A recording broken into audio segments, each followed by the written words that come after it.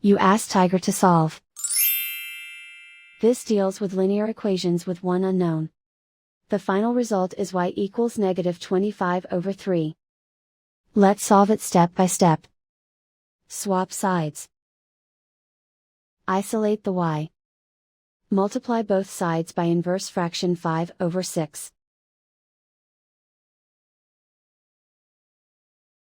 Group like terms. Multiply the coefficients. Simplify the fraction. Multiply the fractions. Simplify the arithmetic.